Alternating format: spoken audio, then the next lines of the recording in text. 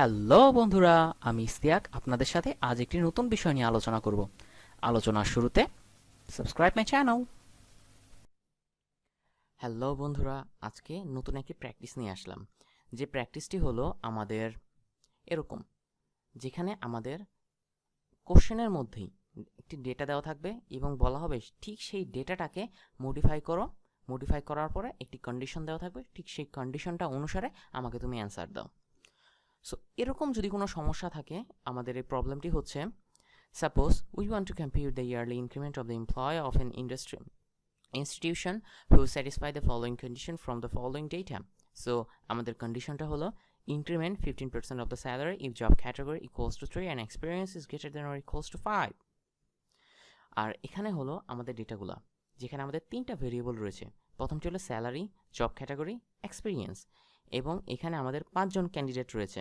Candidate 1, 2, 3, 4, 5, তাদের job category রয়েছে এবং তাদের এক্সপিরিয়েন্সটিও এখানে আমাদের বর্ণনা করা হয়েছে। সো আমাদের সর্বপ্রথম কাজটি হলো এসপিএসএসটি আমরা ওপেন করব। ওপেন করার পরে আমরা ভেরিয়েবল ভিউতে যাব এবং এখানে আমাদের তিনটি ভেরিয়েবলটি আমরা এক এক করে এন্ট্রি করব। সো আমাদের প্রথম ভেরিয়েবলটি হলো স্যালারি।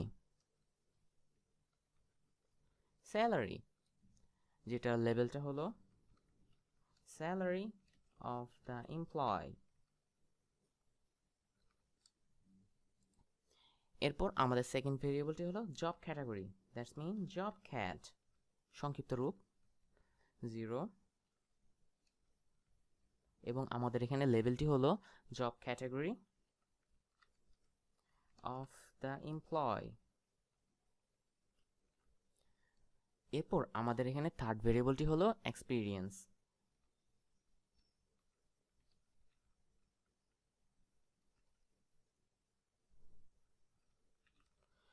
এবং এখানে আমাদের এবং এখানে আমাদের লেভেলটি হলো experience.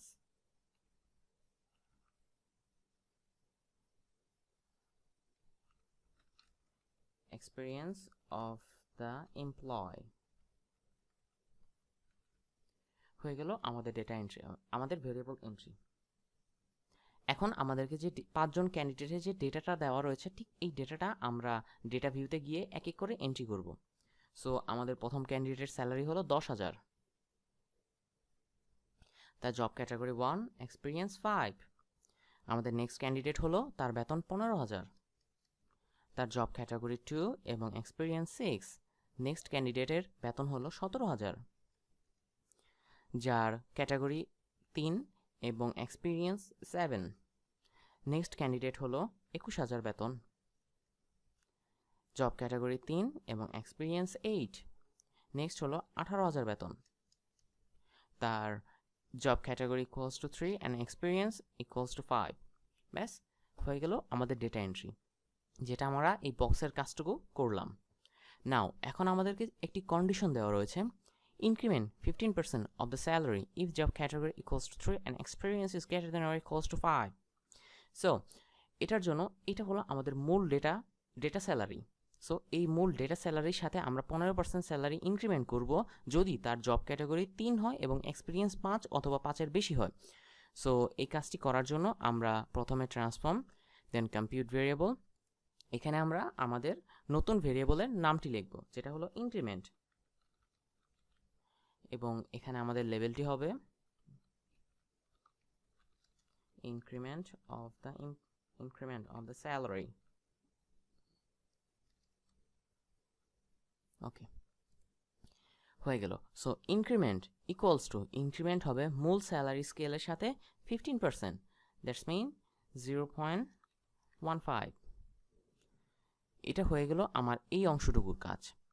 Increment 15% of the salary, increment 15% of the salary। এরপর বলা আছে if, সো এই if job category, second options, job category equals to 3, so job category equals to 3 and experience greater than or equals to 5, greater than or equals to 5। ব্যাস হয়ে গেল আমাদের এই condition. এটা আমরা আবার দেখাচ্ছি, increment equals to 15% of the salary if এই if job category equals to 3 job category equals to 3 and experience greater than or equals to 5 ব্যাস হয়ে গেল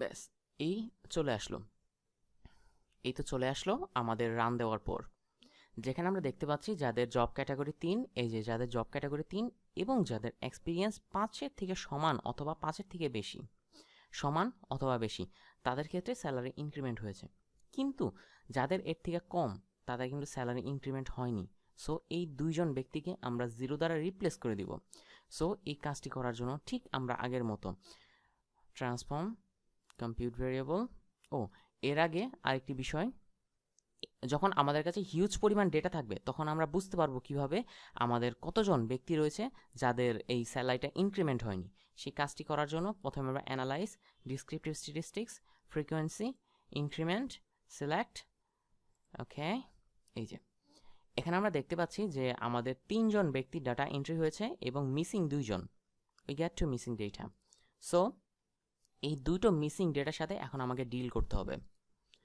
সো এই যে আমার দুটো মিসিং ডেটা এই মিসিং ডেটার ডিলটা করার জন্য আমরা প্রথমে ট্রান্সফর্ম কম্পিউট ভেরিয়েবল এবং এখানে যে আমরা শর্তটা চেঞ্জ করব ঠিক সেই শর্তটা হলো ইনক্রিমেন্ট হবে 0 ইফ জব ক্যাটাগরি হবে 3-এর থেকে ছোট আই মিন 2-এর থেকে ছোট অথবা সমান সো 2-এর থেকে ছোট 2-এর থেকে ছোট অথবা সমান স্পেস অর এক্সপিরিয়েন্স 5-এর থেকে বড় অথবা সমান এই হলো হবে আমাদের নতুন কন্ডিশন দেন কন্টিনিউ সো এখানে আমরা আবার রিভিউ করছি ইনক্রিমেন্ট হবে 0% ইনক্রিমেন্ট হবে 0 ইফ জব ক্যাটাগরি 2-এর থেকে ছোট অথবা সমান এবং এক্সপিরিয়েন্স 5-এর থেকে বড় অথবা সমান ওকে ওকে yes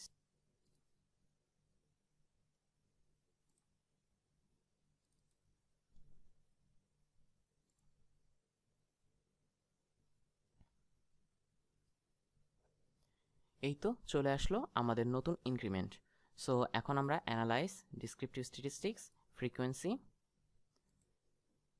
ওকে ওকে ওকে এখন আমরা দেখতে পাচ্ছি যে আমাদের ভ্যালিড 5 জন এবং মিসিং 0 দ্যাটস মিন আমাদের ডেটা এন্ট্রি ইজ ওকে এবং এখানে আমরা দেখতে পাচ্ছি যে যেই 3 জন আমাদের কন্ডিশনটি স্যাটিসফাই করেছে ঠিক তাদের ক্ষেত্রে ডাটাটা চলে এসেছে এবং যারা এই কন্ডিশনটা স্যাটিসফাই করেনি তাদের ক্ষেত্রে 0 দ্বারা রিপ্লেস হয়ে গেছে থ্যাংক ইউ বন্ধুরা থ্যাঙ্কস ফর ওয়াচিং আজকের ভিডিও এই পর্যন্তই